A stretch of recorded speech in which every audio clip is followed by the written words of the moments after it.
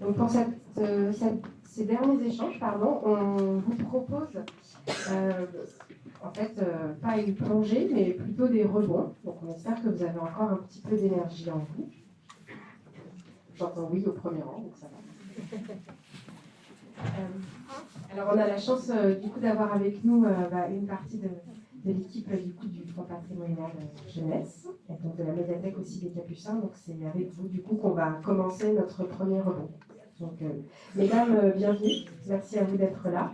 Et je vous laisse donc vous présenter au fur et à mesure, et la parole est à vous. Merci. Alors, bonjour tout le monde. Moi, je m'appelle Clotilde Ambroise. Je travaille au sein de la médiathèque des Capucins dans le département patrimoine Mer-Bretagne. Je suis plutôt assignée aux tâches Mer-Bretagne, donc je m'occupe d'acheter tous les documents de ce fonds. Et là, je suis venue avec Marie pour qu'on vous présente le fonds patrimonial jeunesse des médiathèques. Bonjour, je suis Marie Jézéquiel et je suis adjointe du patrimoine et je travaille au département, donc dans le département patrimoine de la médiathèque des Capucins. Et l'une de nos missions principales dans ce département est de conserver les documents jeunesse. Donc, je vais vous présenter le fonds patrimonial jeunesse. C'est un fonds qui est constitué depuis les années 1960. Il est composé de 40 000 documents pour la jeunesse du 19e siècle, du 18e siècle jusqu'à nos jours. Et il est réparti dans 2 lieux de la médiathèque. Nous avons donc 13 000 documentaires jeunesse qui sont en cours de traitement et qui sont localisés dans le sous-sol de la médiathèque, et 27 000 documents dans la réserve patrimoniale jeunesse. Parmi donc ces 27 000 documents, nous avons 2300 qui forment le fonds précieux jeunesse. Alors, le fonds précieux jeunesse, il est composé de livres antérieurs à 1950, et il s'agit en fait des livres les plus anciens, les plus rares, qui sont issus souvent de dons et qui sont aussi composés d'ouvrages qui ont été dédicacés. À savoir que l'axe fort de la conservation, il est porté en fait sur tout ce qui est illustration. Donc le rapport entre le texte, l'image, le travail en fait des auteurs et des illustrateurs. Pour vous expliquer comment en fait le fonds se forme, la collection donc, du fonds patrimonial jeunesse s'accroît continuellement, parce que les livres désherbés, c'est-à-dire retirés des collections, donc des rayonnages des 8 médiathèques du réseau des bibliothèques de Brest, viennent former en fait ce fonds-là.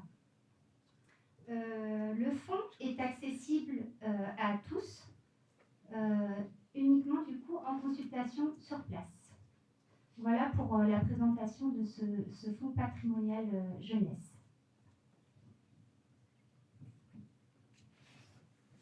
Alors maintenant, je vais vous parler de l'un de nos axes forts en fait, qui est au cœur de notre métier, c'est donc la sensibilisation et la transmission de ce patrimoine commun à tous. Pour ce faire, il y a plein de choses pratiques que l'on met en place, donc pour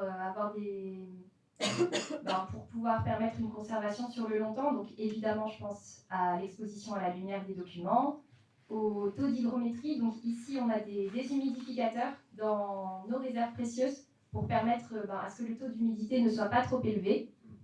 On a des campagnes de dépoussiérage, la reliure, la température qui doit être entre 18 et 20 degrés. Donc tout ce genre de choses que l'on met en place pour justement vous transmettre ces documents. Et donc, je ne vais pas vous refaire tout l'historique du fonds patrimonial jeunesse, mais on va un peu s'attarder sur une époque particulière et assez touchante qui concerne pas mal de nos documents aujourd'hui. Et ça relie les villes de Brest et de Denver aux États-Unis. En fait, pour vous remettre dans le contexte, à la fin de la Seconde Guerre mondiale, comme vous le savez, Brest a été complètement détruite et la bibliothèque n'a pas été épargnée. Et il y a pas mal de villes françaises, mais aussi étrangères, qui vont se mobiliser pour permettre à Brest de renaître un peu de ses cendres, donc d'un point de vue financier, mais aussi d'un point de vue matériel. Et du coup, Denver, dans cette opération, s'est particulièrement distingué, puisqu'il y a dès 1948, il y a une association d'habitants qui va se former, et en fait, ils vont lever des fonds pour aider Brest, et puis quelques années plus tard, ils vont se mobiliser pour envoyer tout plein de documents à la bibliothèque, puisque la bibliothèque avait perdu la plupart de ses collections, et donc pour reformer un fonds, ils nous ont envoyé plein de documents depuis Denver. Donc ce sont des livres de particuliers, mais aussi de la bibliothèque municipale de Denver qui sont arrivés ici à Brest, et principalement des livres jeunesse. Alors on a un peu de tout, on a des romans, on a des documentaires, et la plupart évidemment sont en anglais. Et en fait, ils sont pour beaucoup dotés d'un ex-doto, donc vous pouvez voir ici à droite. Je ne sais pas si vous voyez bien, mais là on peut lire « Si ce livre vous plaît, écrivez-moi ». Et donc on a l'adresse de la personne qui a envoyé le livre. Et là, elle a fait l'effort de l'écrire en français, donc c'est quand même assez touchant. Et en fait, on a plein de documents comme ça. Pareil en haut, on peut voir l'adresse de la personne qui l'a envoyé. Et on peut voir aussi qu'il l'avait reçu pour Noël. Donc voilà, ça constitue une grosse partie de notre fonds précieux aujourd'hui dans la réserve patrimoniale jeunesse. Et à gauche, on vous a mis 2 photographies du document le plus ancien que l'on possède dans notre fonds. Il s'agit des aventures de Télémaque, fils d'Ulysse. C'est un livre qui a été écrit par Fénelon. Donc la première édition, elle date de 1699, mais la nôtre, c'est 1767. Donc c'est quand même un document assez ancien que l'on possède. Et en fait, c'est un roman didactique qui était destiné principalement aux élèves royaux, et plus particulièrement au duc de Bourgogne, dont Fénelon était le précepteur. Et à l'époque, ça a été considéré un peu comme une satire du règne de Louis XIV, donc évidemment, ça a été un succès assez considérable. Il a été traduit dans pas mal de langues. Et donc nous, on possède cette édition. Et c'est assez intéressant parce qu'aujourd'hui, il est considéré par pas mal d'historiens comme le premier livre pour la jeunesse qui a été écrit. Puisque la littérature jeunesse, ça commence vraiment bien après en fait, la littérature adulte. On commence à se préoccuper d'écrire des livres pour les enfants plutôt vers le 18e, 19e. Et donc celui-ci, il est considéré par beaucoup comme le premier livre pour la jeunesse.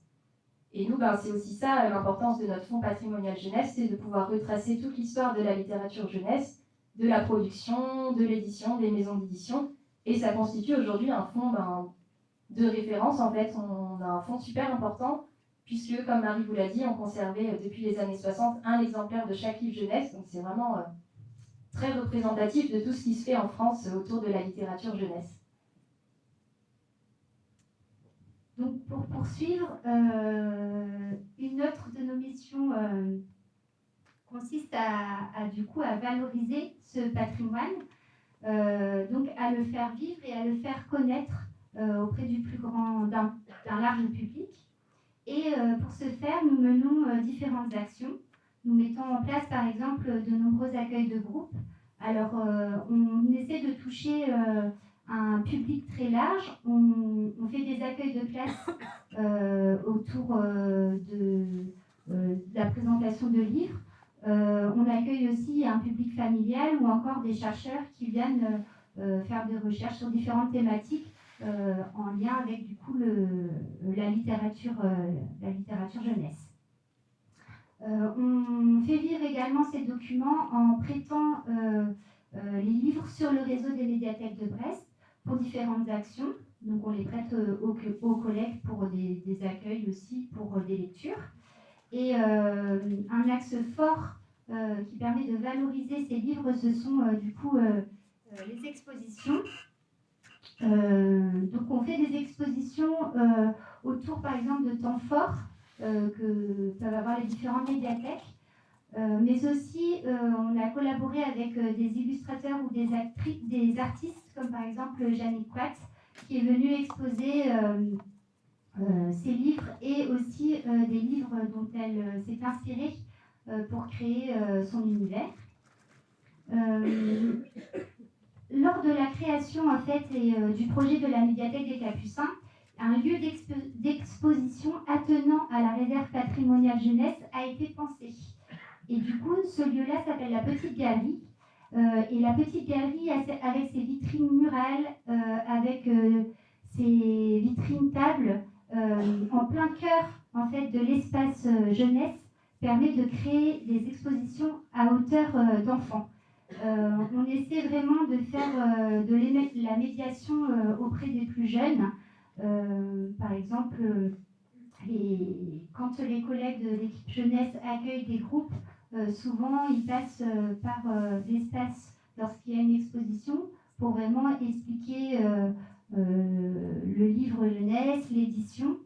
Et ces expositions-là sont aussi, peuvent être aussi visitées en autonomie.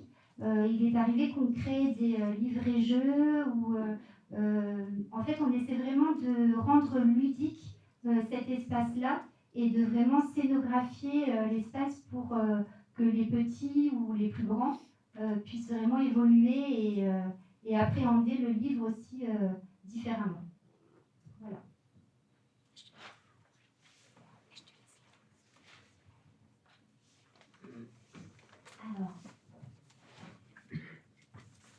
Alors, bonjour.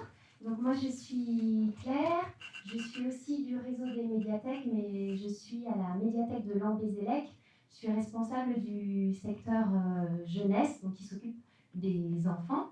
Et je vais vous présenter avec Tiki, qui est avec moi, un projet qui est à destination des parents. C'est vrai qu'aujourd'hui, on a entendu pas mal de projets à destination des enfants. Et l'originalité de celui-ci, c'est qu'il est à destination des parents. Et donc, Tiki a participé pendant 2 ans à ce projet. La première année comme participante et la deuxième année comme elle est devenue formatrice à son tour dans ce projet qu'on va vous présenter.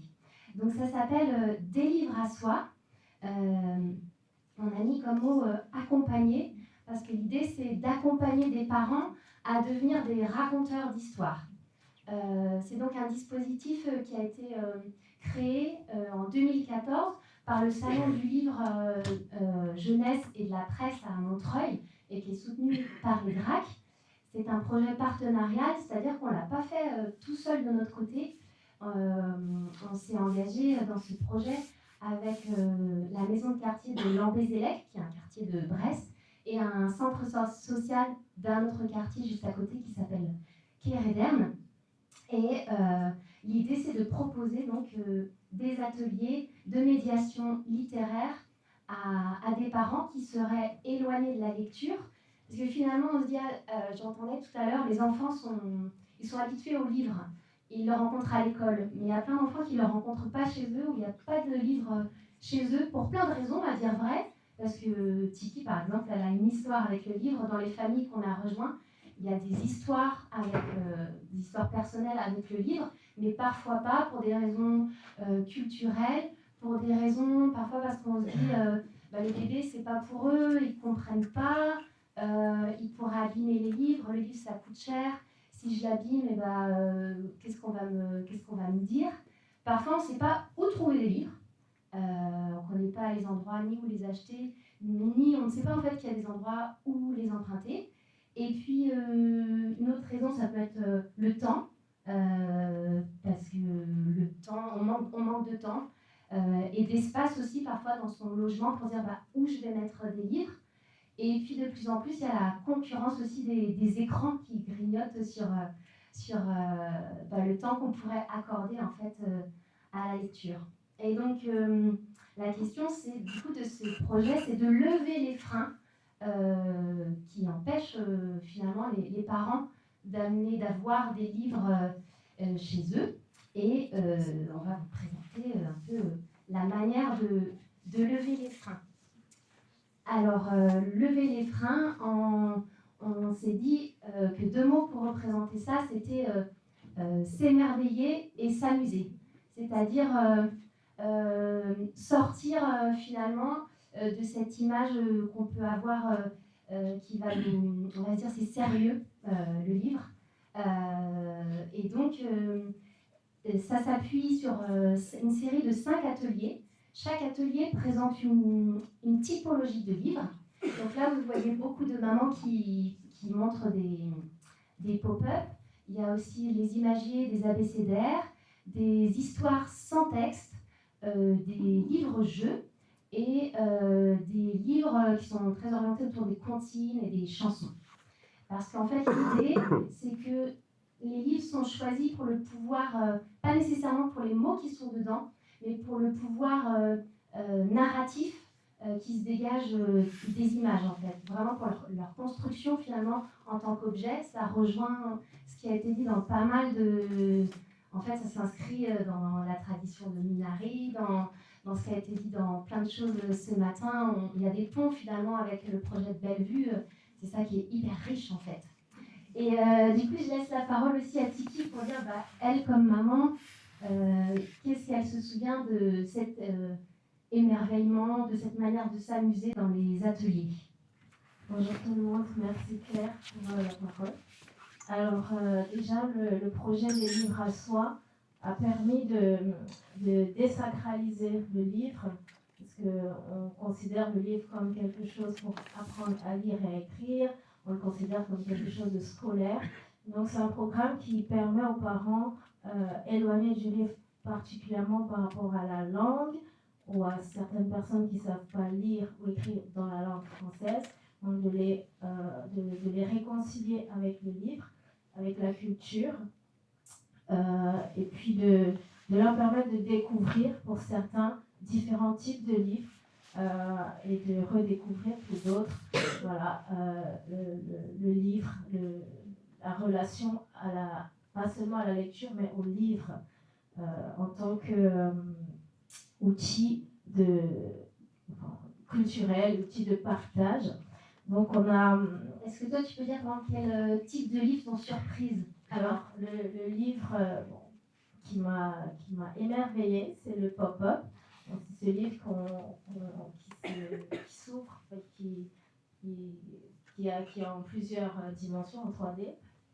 Un livre en plusieurs dimensions qu'on peut ouvrir et à travers lequel on peut raconter son histoire. L'enfant peut raconter l'histoire, le parent aussi. Voilà, c'est celui-là qui m'a personnellement émerveillée. C'est intéressant aussi, c'est de voir qu'il y avait des moments où on était en collectif, comme sur la photo précédente en fait.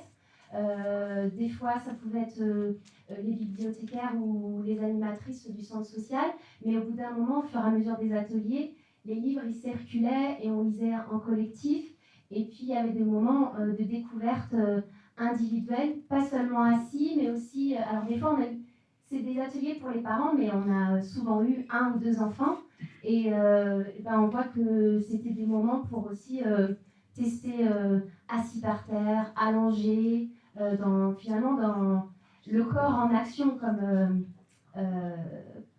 disait Bastien Contraire ce matin. Les enfants, ils ont une manière de s'approprier le livre qui est en action, quoi, en fait. Il y a quelque chose de sensoriel. Ils ont besoin de mots, mais ils ont aussi besoin de nourriture culturelle. Et leur manière de se l'approprier, des fois, c'est même de mettre le livre dans la bouche, quoi. Et du coup, c'était montrer que c'était possible de manipuler ces livres, de les découvrir autrement. Et que, tout à l'heure, j'entendais où est-ce qu'on peut trouver les livres d'artistes. Alors moi, je ne suis pas une spécialiste, en fait, du tout. Mais les livres qu'il y a dans la bibliographie, pour moi, c'est des livres d'artistes. Et en fait, venez à la médiathèque. Vous trouverez... voilà, moi, je suis fan des livres de Lucie Félix, qui sont vraiment des livres objets où on peut manipuler et par le geste, on découvre des concepts. C'est hyper riche, quoi. Alors, l'autre mot qu'on s'était dit, c'était partager. Parce que l'idée c'était que lire, finalement c'est plus que lire. Lire c'est pas seulement le livre, et lire c'est pas tout seul. Pourquoi le parent est important? C'est parce que ce qui est important aussi c'est la relation qui se crée dans ce moment où on lit et où on partage avec son enfant. Et puis, dans ce projet, il y a plein d'autres moments où on se lit et on partage.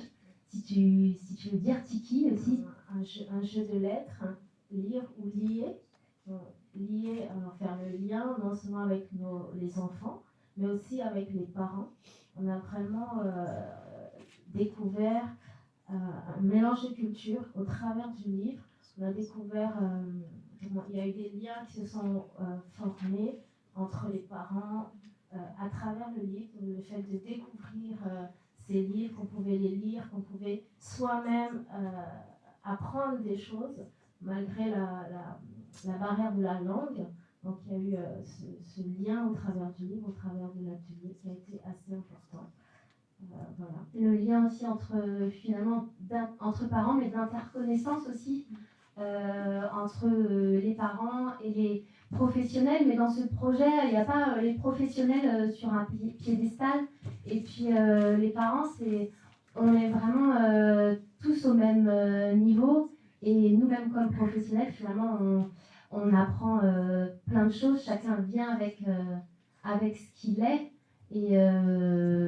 Et comme professionnel aussi, on est dans une position où on peut se laisser bousculer par la manière des parents. Il n'y a pas une manière de découvrir un livre, quoi, finalement. J'aimerais rajouter par rapport à la culture, le fait justement d'avoir des livres de musique. Les parents qui ne savaient pas forcément lire en français ont retrouvé leurs chansons d'enfants dans ces livres. Donc ça a créé vraiment une émulation. Voilà. Donc le livre n'est pas seulement, comme je disais au début, un objet de savoir, un objet d'apprentissage d'école. Ça a créé, au travers de ce programme, il y a eu cet engouement, ce désir de redécouvrir, de découvrir le livre et de se l'approprier, d'où le titre Le livre à soi.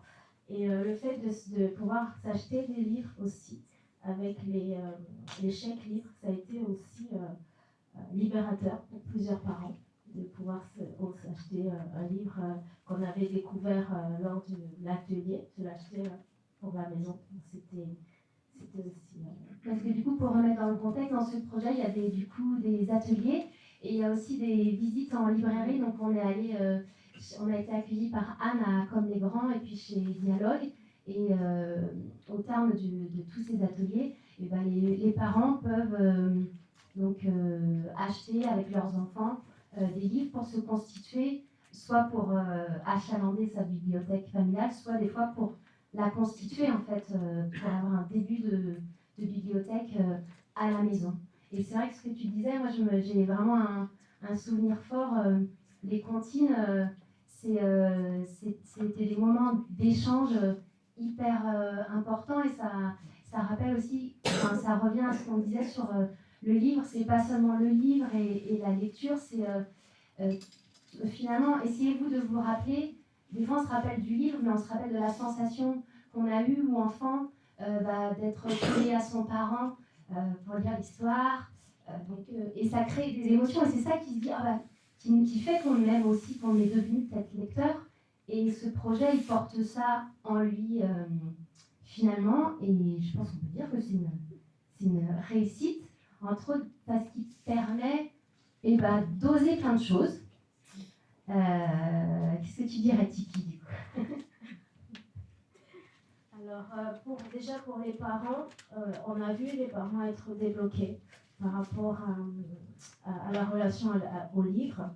Les parents qui avaient vécu un certain blocage, être émerveillés face en lisant à leurs enfants, en racontant des histoires sans savoir lire.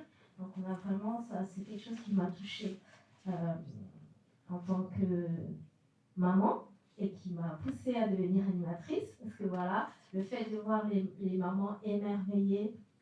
Alors moi j'ai un background quand même littéraire, ma maman elle est enseignante, mais j'ai moi-même pu découvrir la relation au livre avec mes enfants, une nouvelle relation au livre, mais j'ai été vraiment touchée de voir que des parents étaient redonner goût aux parents qui vraiment avaient peur, je peux dire peur, de lire avec leurs enfants, de leur redonner cette envie, de les voir s'émerveiller. Voilà, ça m'a poussé à devenir animatrice. Ouais, dans Oser, il y a Oser En haut, là, on voit, c'est une animatrice du centre social. Alors, c'est pas une maman, mais pour elle, lire un livre comme ça en public devant des adultes, et ben, c'était un sacré challenge. Du coup, c'était osé finalement à plein de niveaux pour les parents. Certains nous ont dit aussi, il y a une maman sur un autre quartier, ça lui a donné des envies par rapport à des projets professionnels. D'autres mamans, ça leur a donné envie de s'inscrire dans des ateliers de loisirs créatifs, parce qu'en fait, comme ce sont des livres objets, justement, avoir expérimenté, en fait, ça leur donnait, envie. Qu'est-ce qu'on s'était mis d'autre? Ça donnait envie d'emprunter à la médiathèque. Certaines sont devenues, avec leurs enfants, viennent de manière habituelle maintenant à la médiathèque. Et ça, c'est super. Et je pense qu'un point important dans ce projet, c'est vraiment la confiance finalement qui se construit, et que les projets de médiation, c'est important l'aspect de pouvoir être installé dans un endroit comme finalement, je pense à Bellevue, pouvoir avoir un pied à terre, il y a une relation qui se construit, et c'est important finalement pour que les pratiques culturelles elles puissent s'ancrer, et qu'on puisse se dire oui, que tout le monde puisse se dire que c'est pour eux en fait, quoi. Voilà, qu'est-ce qu'on peut dire d'autre? J'ai une phrase qui me vient, c'est grâce au livre à soi, on amène la médiathèque dans les quartiers, on amène la médiathèque dans les maisons, on permet aux personnes de venir à la médiathèque, parce que souvent, un petit peu comme dans le service public, on veut que le public vienne au service, et là, grâce au livre à soi, on a pu aller vers l'habitant, vers les parents, leur montrer l'importance de la médiathèque. Voilà.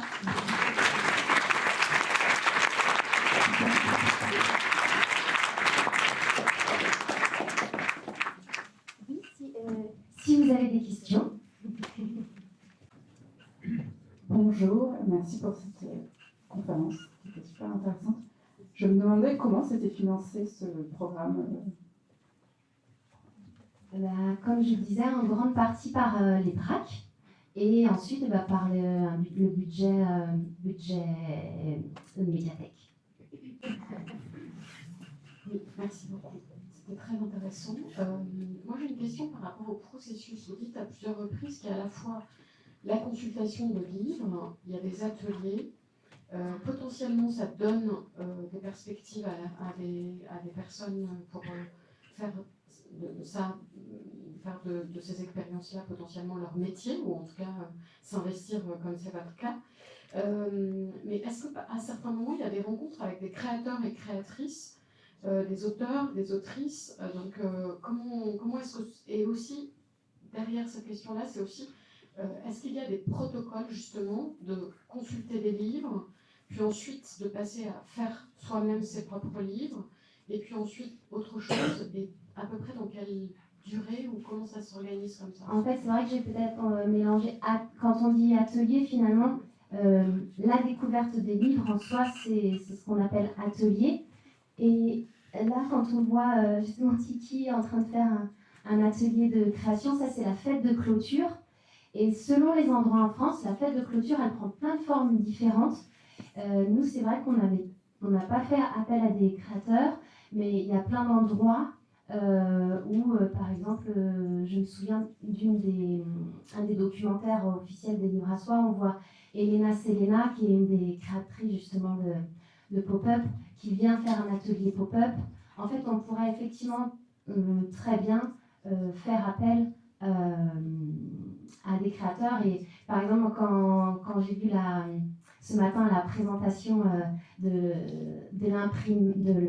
je vais dire l'imprimerie, c'est pas le mot, mais créée par Bastien Contraire, je me suis dit que ce serait super à proposer pour les collègues qui en ce moment sont engagés dans le programme pour la fête de clôture, quoi, en fait. Donc voilà, c'est vrai que il y a la partie atelier avec la découverte de chaque livre qui est assez protocolaire entre guillemets, mais c'est assez libre. En fait, c'est une mise en scène. On essaie de mettre en scène pour que les parents aient envie d'aller vers les livres et d'aller les découvrir. Et puis le dernier atelier qui peut être plus atelier pour faire, quoi. Ouais. Voilà. Merci beaucoup pour cette présentation très intéressante. La question que je me posais, c'était en combien de temps vous avez mis en place pour la première phase projet et quels ont été les acteurs ressources et référents, parce que si c'est un beau projet, ça nécessite quand même, enfin, on n'arrive pas, je pense, du jour au lendemain en disant on va lire des livres et on va découvrir ça. Donc, Alors, c'est un projet, comme je disais, c'est un dispositif qui est vraiment créé par le Salon du livre et de la presse jeunesse de Montreuil. Je dis jamais dans le bon sens, mais c'est pas grave. Et donc, c'est eux vraiment qui constituent la bibliographie, qui viennent former, ils viennent sur deux jours pour nous former à l'animation, justement, déjà à comprendre la philosophie, les principes du dispositif et son fonctionnement. Ils sont venus 2 ans d'affilée et maintenant on s'auto-forme en interne à chaque fois parce que ça tourne de quartier en quartier. Donc c'est vrai que, par exemple, là on a sur le quartier de Bellevue justement les collègues de la médiathèque de Bellevue qui sont en train de le démarrer et ça fait depuis 1 an finalement qu'elles y réfléchissent parce qu'il y a tout ce travail partenarial qui est très important. Pourquoi on travaille en partenariat? Parce que justement, l'idée, c'est d'aller vers et que ceux qui connaissent bien les familles, c'est les structures sociales ou de petite enfance. Et c'est ça la richesse de ce projet, en fait. Mais du coup, ça demande le travail partenarial demande toujours du temps pour que ça se fasse bien. Et donc, oui, souvent, c'est 6 mois, 1 an avant de se lancer dedans qu'après les ateliers démarrent vraiment, quoi. Je ne sais pas si j'ai répondu.